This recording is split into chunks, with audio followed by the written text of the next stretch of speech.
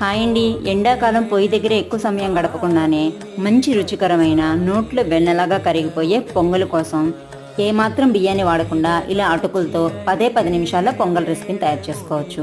దీనికోసం ముందుగా మనం ఒక ప్రెషర్ కుక్కర్లోకి కప్పు పెసరపప్పుని శుభ్రంగా కడుక్కొని 2 కప్పుల నీళ్లు, చిటికెడు పసుపు, 1 టేబుల్ స్పూన్ మిరియాలు వేసి ప్రెషర్ మీద ఉడికించుకోవాలి. ఈలోగా మనం ఏ కప్పుతో అయితే పెసరపప్పును తీసుకున్నామో అదే కప్పుతో 4 కప్పుల అటుకుల్ని తీసుకొని శుభ్రంగా కడిగి పెట్టుకోవాలి. ఉడికిన పెసరపప్పుని గెంటితో చిమ్ముకొని 2 కప్పుల నీళ్లు పోసుకొని రుచికి సరిపడా ఉప్పు, కాస్త పసుపు కూడా వేసేసి మనం ముందుగా కడిగి పెట్టుకున్న అటుకుల మిశ్రమాన్ని కూడా వేసి మీ కన్సిస్టెన్సీకి తగినట్లుగా మరొక కప్పు గాని కప్పున్నర గాని నీళ్లు పోసేసుకొని బాగా మిక్స్ చేసుకున్న తర్వాత స్టవ్ ఆన్ చేసుకొని 2-3 నిమిషాల పాటు ఉడికించుకోండి. ఇప్పుడు పోపు కోసం నెయ్యిలో గాని నూనెలో గాని కాసిన జీడిపప్పుతో పాటు 1 టేబుల్ స్పూన్ జీలకర్ర, మిరియాల పొడి, కాస్త ఇంగువ, కాస్త తరిగిన అల్లము, కరివేపాకు, పచ్చిమిర్చి వేసుకొని ఎర్రగా వేగిన తర్వాత పొంగల్లో కలిపేసుకొని వేడివేడిగా సర్వ్ చేసుకోవడమే.